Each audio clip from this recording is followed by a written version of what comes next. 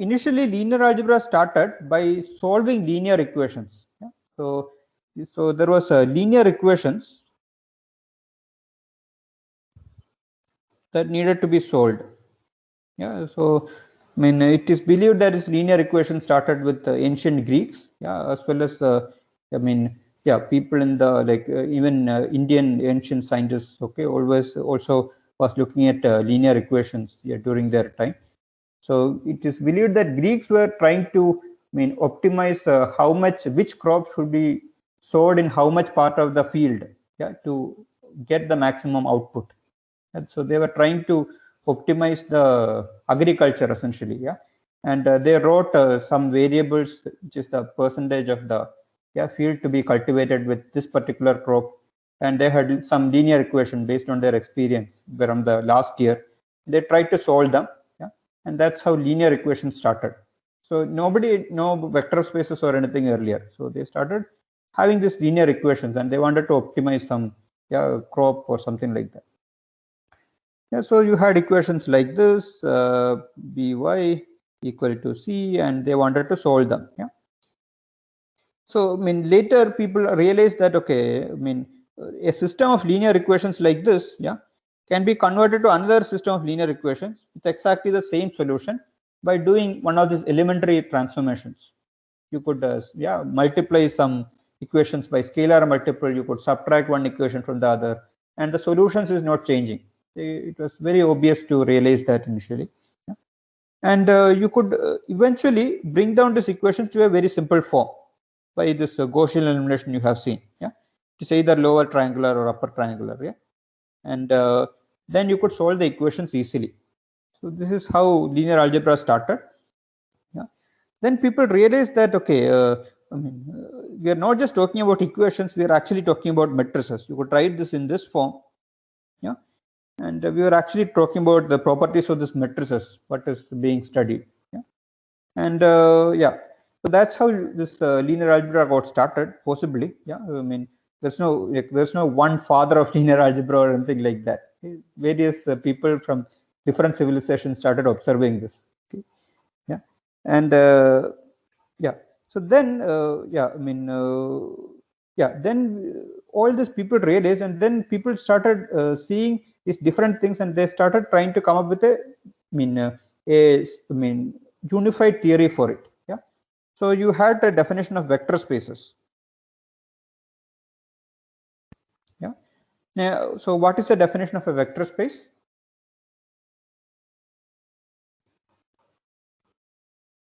Yeah, so when do you say something is a vector space? When it satisfies all 10 properties. Yeah. So can you just simply say something is a vector space? So there should be two types of elements, scalars, and then there should also be a field, yes, and some vectors and some form of representing them. So whenever you say vector spaces, it's always over some field, over a field F. Yeah? And field is a set of elements having two operations, under each of which there is a group structure. Yeah? I hope you heard about groups in your discrete math course. Yeah, yeah. I mean, that means this operation should have some nice properties. Yeah, some axioms it must satisfy. And yeah, in vector spaces, again, it's actually a group. Yeah, along with the operation addition. Yeah, it's actually a abelian group with this operation addition, and there's a scalar multiplication operation. You can take a vector and you take a field element and you'll get another vector, right? And there was a set of axioms. There was a set of I don't know 6 to 8 axioms that you need to satisfy. Okay, yeah. So you define something called a vector space, yeah, with these operations and everything. And yeah, what else is there about vector spaces? What else is interesting about vector spaces?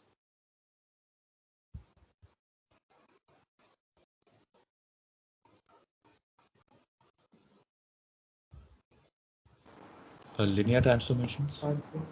Linear transformation. So before you get to that, there is something called basis vectors, no? Yeah.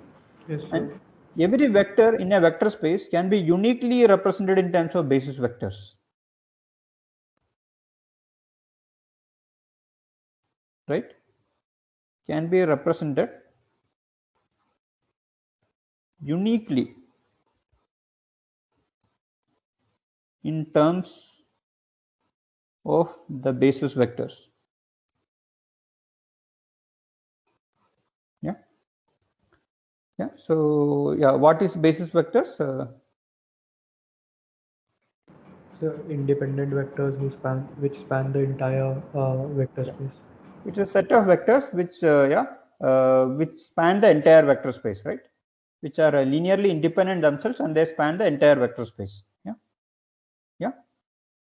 This is the definition of basis vectors. Strangely, yeah, if you take two different sets, yeah, this is a basis B and this is a basis B prime. Somehow, if you take any set of basis vectors, the size of the set of basis vectors has to be the same. Why is that?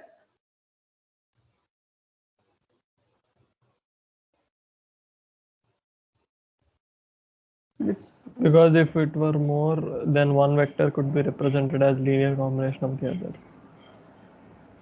Why? I don't know. Why is that? There are n dimensions for that vector space, so there have to be n basis vectors. Else, by representing n dimensions with n plus 1 basis vectors, one of them has to represent the other because, well, pigeonhole. I don't think it's simple pigeonhole. No, I don't think it is simple pigeonhole. We actually proved this. So let's assume that the B basis has n vectors, B1 to Bn, and the other one has n plus 1 vectors. Okay. So then the n plus 1th vector could be represented in the form of the other n vectors. Yeah. If this is the case. It's not a simple pigeonhole. It's a non-trivial argument, actually, right? Yeah. Yeah. It's actually a non-trivial argument. It's not a very easy argument. Okay. This is not an obvious result that take any set of basis vectors, the size of has to be the same. There is some proof to be given, and it's not a trivial thing like pigeonhole. Okay. Yeah. Yeah. So yeah, you saw that the size of basis vectors has to be the same, and that was called the dimension. Yeah, it's called the dimension of the vector space V. Okay. Yeah. So then, yeah, what did you see? Subspaces. Okay. Yeah. Vector spaces could have subspaces. Yeah. Yeah. That is one thing. And linear sum of subspaces and direct sum. Yeah, there are direct sum. What is the difference between simple summation and direct sum? So in case of direct sum, so the two vector subspaces should only have a phi in common. Yeah, only have the 0 in common. And that sum should span the entire vector space. That's right. Yeah, that's right. Yeah. So yeah, direct sum is something important and you should know it. Yeah. We especially used it in the last, the few arguments for SVD actually. Yeah, that is extremely used. In fact, there is a new problem which I have put up in the course website, which is required for completing the SVD proof for the general case. Okay. You should try to solve it. Okay. Okay. So that was about vector spaces. And then what was covered? So linear transformation.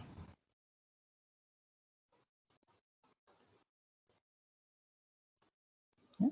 So linear transformation was is a function from one vector space to other, and both these are vector spaces over the same field. Okay, they have to be vector spaces over the same field. Yeah, yeah. So given a basis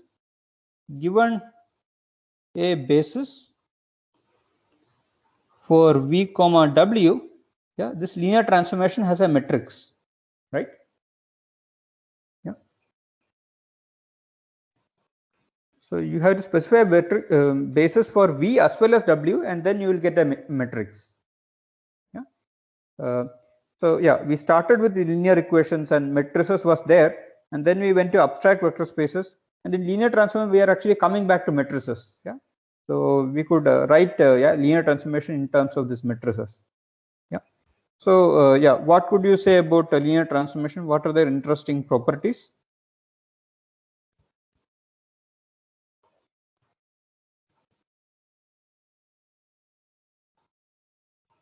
They preserve addition and multiplication.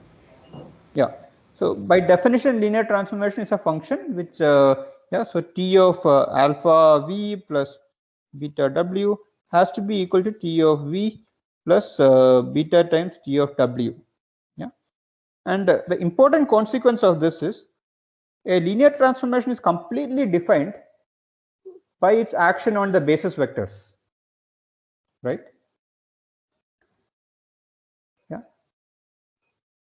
Yes, sir. Yeah. So if I define what is the linear transformation doing to the basis vectors, then the linear transformation is completely defined. You don't have any degree of freedom, right? Yeah. So yeah, the linear transformation is completely defined by the basis vectors, and that actually we use that fact to actually define the matrix. Yeah. And yeah, what else you could say about linear transformation? Kernel and range. Yeah. So when you have a linear transformation, you can define two particular subspaces called the kernel of the linear transformation, yeah, and range of the linear transformation. These were subspaces. And what you could say about them? The dimension of kernel plus dimension of range is equal to the dimension of the vector space. Yeah. So this is called the rank nullity theorem or something, no? Yes, sir. Yeah, so this is a very interesting theorem. Okay. So yeah, this was I mean, initially we were studying about linear equations and everything, which had some practical use. Yeah. And then you started studying abstractly, and then you came up with this interesting theorem about kernels and range. And people possibly discovered this without thinking about any practical application. They were just abstractly studying some mathematical objects, and they came up with this theorem. But later, this theorem could be used for solving practical problems as well. Okay, and these concepts became used in practice as well. Yeah. So it's very important to study things. Yeah, if you think something is interesting, yeah, even mathematically, it is good to study it. Yeah, maybe it will be used later. And some of the most useful things, yeah, which became useful later, came because somebody just wanted to study some mathematical object. Yeah, and yeah, that's another way of doing research. Yeah. Okay, the best example is complex numbers. Okay, so complex numbers were invented for solving polynomial equations, because you could solve any polynomial with a complex number. Yeah, with just having this square root of -1 as I. And later they came to be used for electrical networks, yeah, in quantum mechanics and everything. Nobody even thought this will be useful later. Okay, so yeah, so it's it's a not good idea to dismiss something just because you don't see any immediate practical application of it. Okay, as long as it's interesting, it is worth studying. Yeah, you see that there is an interesting question to be asked, you go and study it. It's perfectly fine. Yeah. Okay. So what else did we say about linear transformation? There's something called the rank of a matrix, no? Yes, sir. There was a number of non-zero rows in the matrix. Number of non-zero rows in the matrix. Is that the rank? In the row echelon. There are independent rows. Sir, it's the Yes, sir. dimension of the range. Yes, sir. So one way to define this is the dimension of the range. Yeah. Another way to define it is, I think, the dimension of the columns. Yeah, span of the columns or something, right? Dimension of the column space. Yeah, dimension of the column space is same as dimension of the range, right? Now, somehow, if you look at the rank, so you can also look at the rank of M transpose by looking at the rows, right? Somehow the rank in terms of the columns is same as the rank in terms of the rows. It's magical. I mean, it's still magical for me today. Why is it? I mean, rank in terms of the columns is equal to rank in terms of the rows. Yeah, and I mean, yeah, I know the proof. All of you guys, I hope you know the proof for doing this. Yeah, I mean, Yes, so the row rank equal column rank proof is shared. yeah. So it's a very important result. Like it's just magical that yeah, the rank defined in terms of columns is same as the rank defined in terms of rows. And yeah, yeah.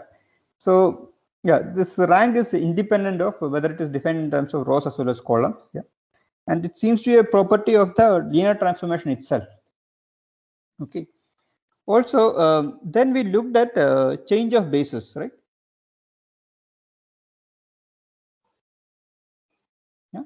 So if you can change the basis of V as well as W, what will happen to the matrix?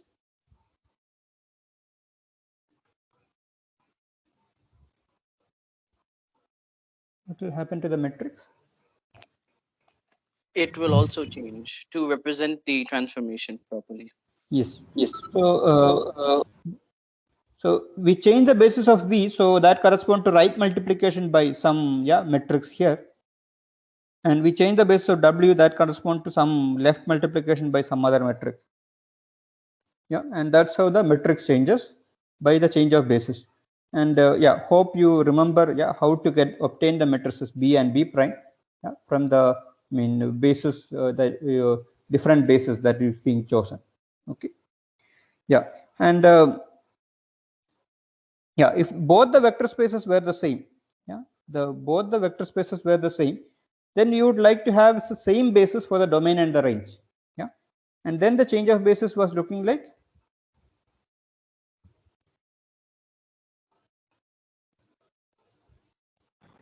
B inverse MB. Yeah, it was like P inverse MP.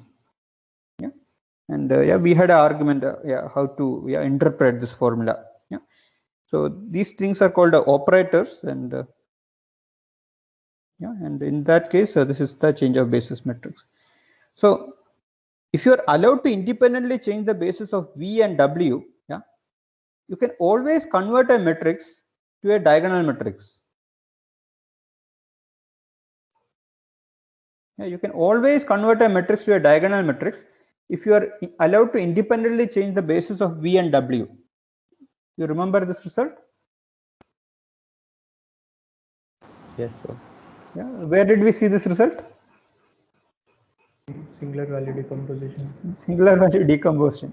Essentially, singular value decomposition is diagonalizing a matrix in some way. It's not the definition of diagonalization. Yeah. If you change the basis of both V and W together, then you can make it into a diagonal matrix. Yeah. Okay. And yeah, a lot of linear algebra is about choosing the right basis to study a linear transform. Yeah. Choosing the right basis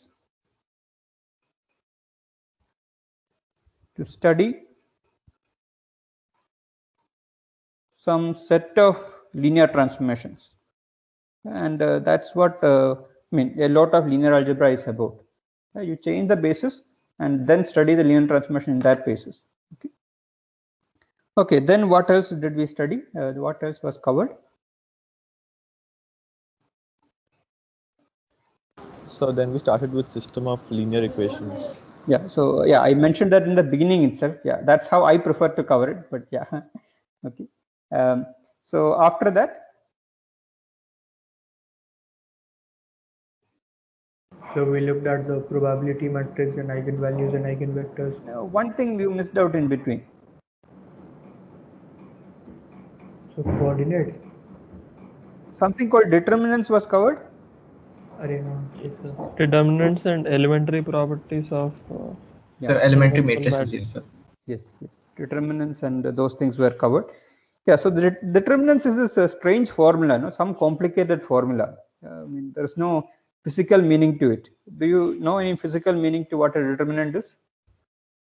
Sir, for Euclidean spaces, sir, I've seen it being compared to the factor by which I guess in case of 2D, it would be the square formed by the unit vectors, the factor by which it is scaled, and for higher dimensional, the It's corresponding like the area, right? The area Yes. and then the volume and so on. Yes. Yeah. So determinant has a physical meaning. Yeah, the determinant of a matrix A. Yeah, determinant of a matrix. Yeah, let's say these are some raw vectors. Yeah, so let's say there is it's a 2 by 2 matrix. Okay, UV. Yeah, this essentially is equal to. So if you take let's say these might be U and this might be V. Yeah, you can define the parallelepiped. What is called the parallelepiped? Parallelepiped. Yeah, which is basically you complete it into a square kind of shape or a parallelogram kind of shape, and look at the area here. Yeah, and this area will be equal to the determinant of this matrix. Okay. Yeah, and yeah, in higher dimension it will be the volume. Okay, it will be the volume of this parallelepiped. It will be like a 3D or a higher dimensional object. Yeah, and you look at the volume sitting inside that. Yeah, which you might need to compute by I don't know integration or something, and then that will be equal to a determinant. Yeah, so yeah, this I will give you a reference. I have put up a reference in the course page regarding this. Yeah, if you haven't seen it, the proof is also there. This is used once in a while. Yeah, it comes up in your higher later courses once in a while. It's good to know this. Okay, and you also had formulas. No, using determinants you could solve linear equations. Yes, sir, the Cramer's rule. Yeah, there's a Cramer's rule for doing that. Okay. Yeah. So after that, what did we do? After that, we started with random walk. Yeah, we looked at random walk. Yeah, we were looking at a system which was like randomly evolving. Yeah, and the evolution of the system was according to a matrix. Yeah, so m times v1 equal to v2. The system, we are looking at a system which is evolving where the evolution is defined in terms of a matrix multiplication. Yeah, and we asked what is the equilibrium state of the system. Yeah, so what is the equilibrium state of the system? M power infinity into v1. Yeah. So what will that result in? What kind of vectors can be equilibrium states?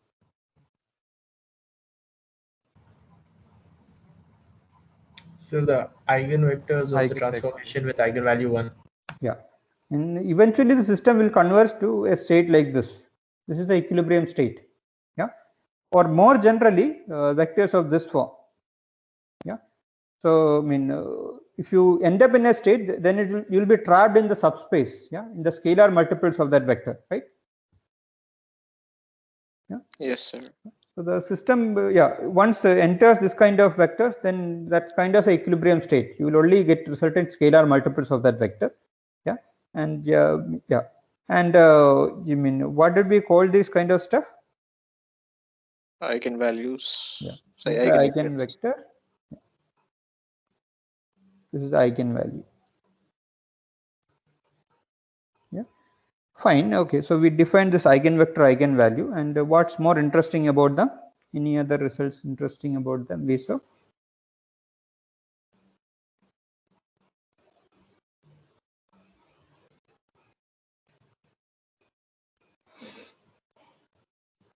So with relation to the stochastic matrices only, or like in general? In general, we made some observation about eigenvectors and eigenvalues. So eigenvectors with different eigenvalues are independent. Yeah, eigenvectors of different eigenvalues, yeah, are linearly independent, right? Yeah, and suppose we have, so suppose the matrix is n by n. Yeah, and suppose we have n distinct eigenvalues. What happens? So that matrix is diagonalizable. We can change its basis such that the matrix in that basis will just be a diagonal matrix with all the eigenvalues. Yeah. So then the matrix will have a basis of eigenvectors. Yeah, you will have a basis for the vector space composed of eigenvectors for that matrix. and if you change the basis to that particular eigenvector basis, the matrix become diagonal. Yeah, in the eigenvector basis. Yeah. So yeah, this was an interesting observation. So it was good. If we have n linearly independent eigenvectors, then the matrix is diagonal. Yeah, and it's very easy to study the linear transformation when the matrix is diagonal. Yeah. So we ask the question, okay, can all matrices, yeah, have are diagonalizable? Are all matrices diagonalizable? No, sir. Yeah. So what is the counter example? So one would be like if the matrix is not a square matrix. Let's say it's a square matrix. Eigenvectors and eigenvalues make sense only for square matrix.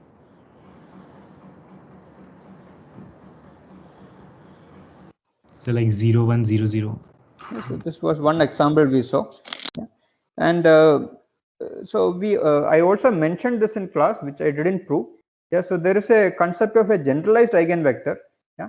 And you cannot diagonalize a general matrix. Yeah, but you can always make it into a simple form, called the Jordan canonical form. Yeah. Where most of the entries are actually 0. Most of the entries are actually 0. Yeah. It will be block diagonal. Yeah, there will be some entries in the diagonal sitting here.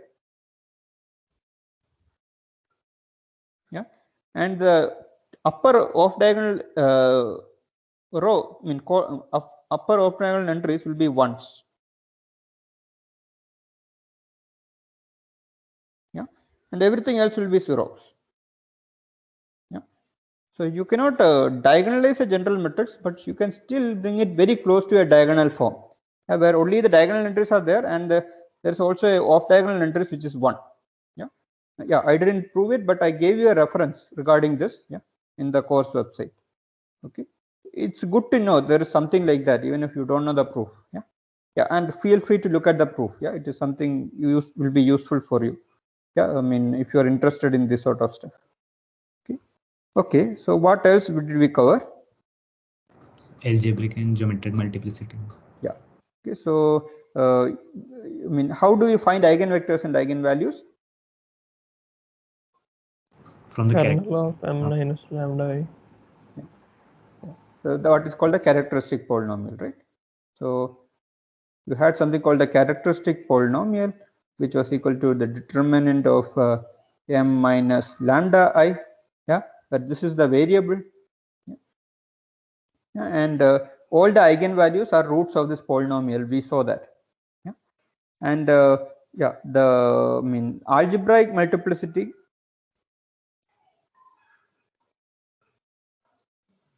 Yeah, is basically the number of times a eigenvalue lambda is a root.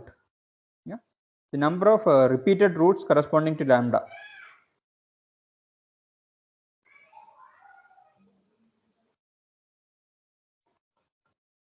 And what is the geometric multiplicity?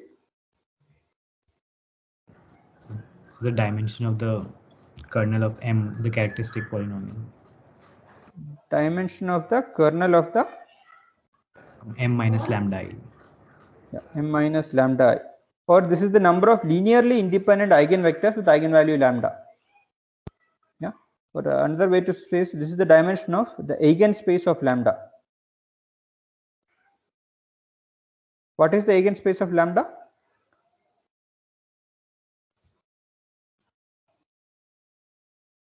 Yeah, eigenspace is basically the set of all vectors such that mv equal to lambda times v.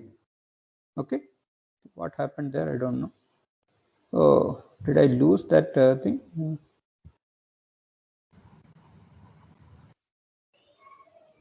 Sorry. Okay, it is crashed. Okay, let's see if I can restore. Oh, awesome.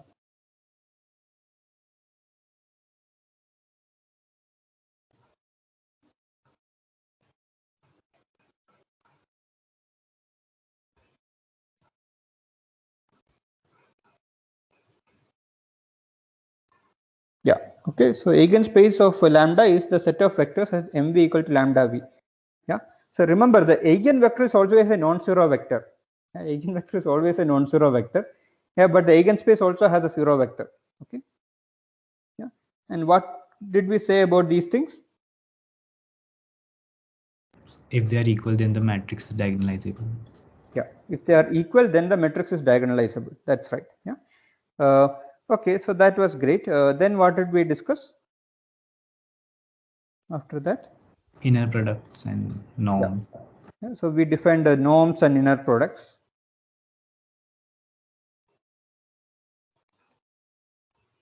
Yeah. So yeah, norms is the concept of a length of a vector, and inner products kind of talks about the angles between vector in some way. Yeah. And we define what are called orthonormal bases, orthonormal vectors. Yeah. So are orthonormal vectors linearly independent always? Yes, sir. Yes, sir. Orthonormal vectors are always linear independent, and we saw the advantages, yeah, of having a orthonormal basis vectors. What are the advantages?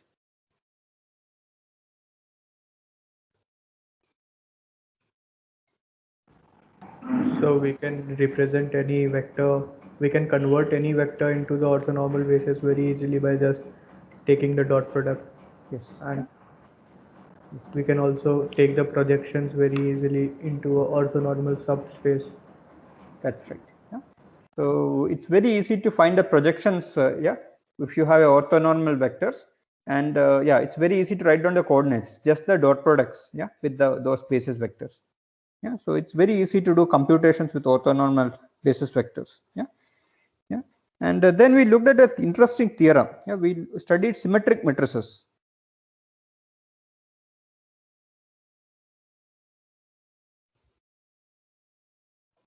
Yeah, so what did we say about symmetric matrices? So first we said that all the eigenvalues are real. Yeah. And that the eigenvectors will always form an orthonormal basis. Yeah, eigenvectors corresponding to different eigenvalues are orthogonal. Yeah. Yeah, for different lambda are orthogonal. Yeah, we made these observations and then we had a general result. Right? What is that? All symmetric matrices are diagonalizable. Yeah, all symmetric matrices are diagonalizable, but the statement was much more general. Yeah, we said that M is symmetric If and only if M has an orthonormal basis of eigenvectors. Yes. Orthonormal basis of eigenvectors. Yeah, it's a orthonormal basis of eigenvectors of the matrix itself. Yeah, and this implied that it is diagonalizable. Yeah, in fact, that P inverse MP became P transpose MP. Transpose MP. Okay, and we also generalized this to complex vector spaces. Do you remember? Yes, sir. P complement transpose MP. Yeah. Instead of symmetric. Yeah. We took Hermitian matrices. Instead of we had say Hermitian. Yeah. So yeah, M transpose equal to M, but here it's M conjugate transpose equal to M. Yeah. And instead of orthonormal using the word orthonormal matrix or orthonormal basis, you need to use unitary. Yeah, so this means that P transpose equal to P inverse. Yeah, this means that P conjugate transpose equal to P inverse. Yeah. So yeah, nice. So we had we had a different way of writing this theorem, no? You could write it in terms of outer products. Yes, sir. Lambda I UI transpose. Where the UIs are the eigenvectors. Yeah. Orthonormal eigenvectors. Okay, great. And what did we do next? Sir, we did not discuss projections, Gram-Schmidt orthogonalization. Yeah. So when we so there was we already said okay, we have to find a orthonormal basis. That is very easy, and we had an algorithm for finding that orthonormal basis, which was called Gram-Schmidt orthonormalization. Yeah, that's right. Thank you. So we did not discuss polynomial fitting as well. Yeah, polynomial fitting. Yeah, that we didn't discuss. Yeah, there was something called polynomial fitting, but yeah, I'm not sure if I explained it clearly enough. Yeah, you could fit polynomials using the concept of projections and everything. Okay. Yeah, and finally we came to what? Singular value decomposition. Finally we came to singular value decomposition. Yeah, and it was a generalization of this theorem. Yeah, this theorem for any matrix. You don't need to be, yeah, symmetric square matrices. For any matrix you could write this. Yeah, we could write M as summation over I equal to 1 to n square root of lambda I vi wi transpose. So yeah, we stated this theorem. We proved this result. It was not very difficult actually. It just directly follows from this spectral theorem. Yeah, and interesting thing is in 2 lectures before we saw some very good applications of this SVD. Yeah, so we just looked at this SVD. Yeah, and looked at the eigenvalues, eigenvectors corresponding to the largest eigenvalues. Yeah, and we plotted it. And suddenly, magically, yeah, the eigenvectors corresponding to largest eigenvalues somehow seems to give the best fit subspace, right? We just computed these eigenvectors corresponding to largest eigenvalues and plotted them, and they seem to be giving the directions of the best fit subspace, right? And Yes. this was very magical at that point. How can this happen, right? How can this happen? Yeah. So and we also use so many practical uses of it. Yeah, we could compress images. Yeah, we could visualize this high dimensional data in terms of 3D and still make sense out of it.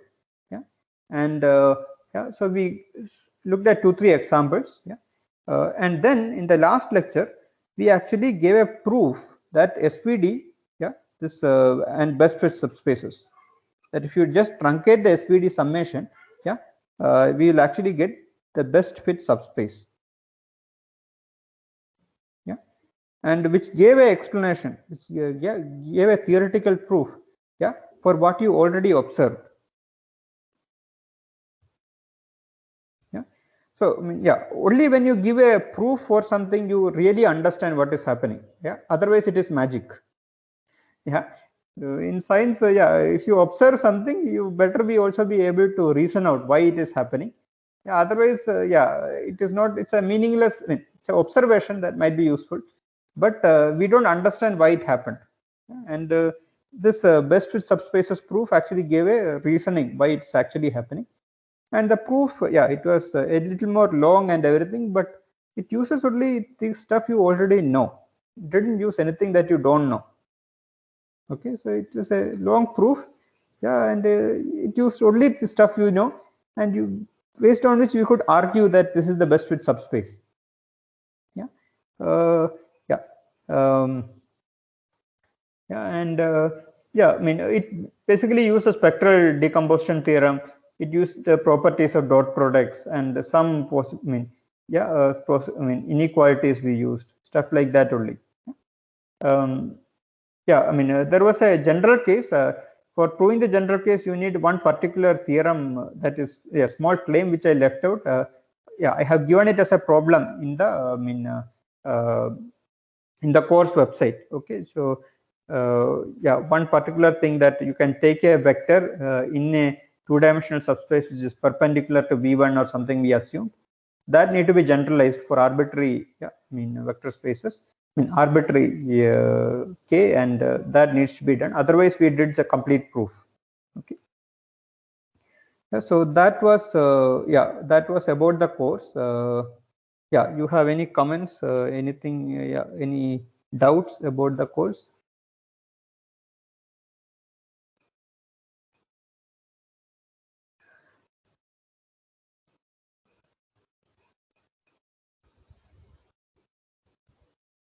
Nobody want to make any comments?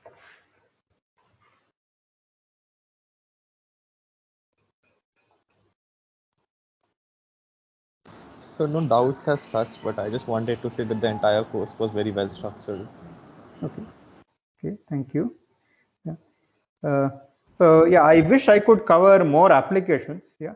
So one of the questions, yeah, in the previous batch asked me is, okay, we were only using this for real vector spaces mostly, right?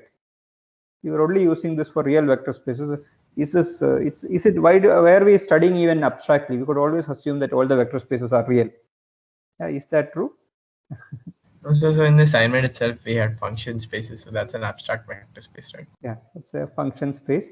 So another place this is heavily used, yeah, is in communication theory. Yeah. So right now I am talking to you, and whatever I am saying or sharing screen, it's going over a Wi-Fi network. Then it's going through fiber optic.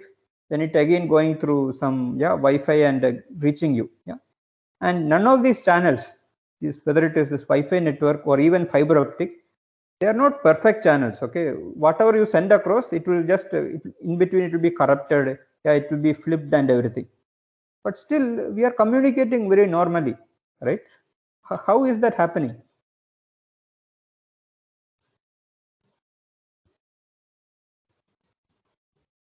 How is that happening? Some application of linear algebra.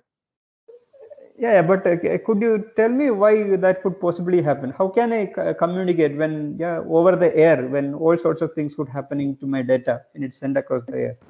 So some sort of approximation to fill the gaps. The redundancy. I mean, similar to how we compressed all the images, we can then take some kind of similarities between distorted signals and approximate them to their proper form. I see. Okay. Okay. Interesting. I think Strahan said something interesting just before, right? What were you saying? so like we had Hamming codes in the DSM, so even if we lost some information, we can regain it. Yeah. So you have what is called redundancy. I think that was the word used. Yeah. Yes. So suppose I want to send you this thing. Yeah. Maybe the system repeats the same message 10 times. Yeah. What is the probability that it's going to be like incorrect? All the 10 times it's going to be corrupted. That's going to be very small. Yeah. So this is one way of communicating. Just keep repeating what you said a few number of times. Yeah. So that you get it. Yeah. So I mean, this is called a repetition code. There are much more efficient ways of doing this coding. Yeah. So whenever we are communicating, there's a lot of encoding and decoding happen behind the scenes to make sure whatever I am saying is reaching you reliably. Yeah. And this is the entire topic of what is called error correcting codes. It's called error correcting codes. Yeah. And one way to construct error correcting codes, in fact, the best way to construct error correcting codes, yeah, is to think of them as subspaces of a finite field. Yeah, subspaces of a finite field. Yeah. So what is a finite field? Fp is nothing but your numbers. Yeah. So p is a prime number. It is the numbers 1 to p minus 1. Yeah. Where addition and multiplication is modulo p.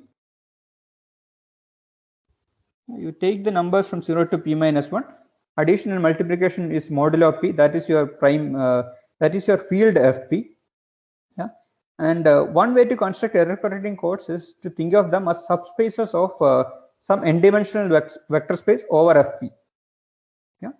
So if you do this, yeah, you can construct very nice error correcting codes. You can have algorithms for encoding and decoding that is very efficient, and that is actually being used as we are talking right now. Yeah. So yeah, linear algebra is heavily used in this theory. Yeah. And there is a error correcting codes, full course on coding theory and error correcting codes. Yeah, coming up later. I think it is essential for ECE students, but I highly recommend CS students also to take it. If you enjoyed this course, if you enjoyed linear algebra, I will highly recommend you to take a course in error correcting codes also. You will definitely enjoy it. Okay. It's a lot of interesting mathematics, which also has huge amount of practical use. All this 3G, 4G, all this communication is happening just because of these things. Okay. Yeah.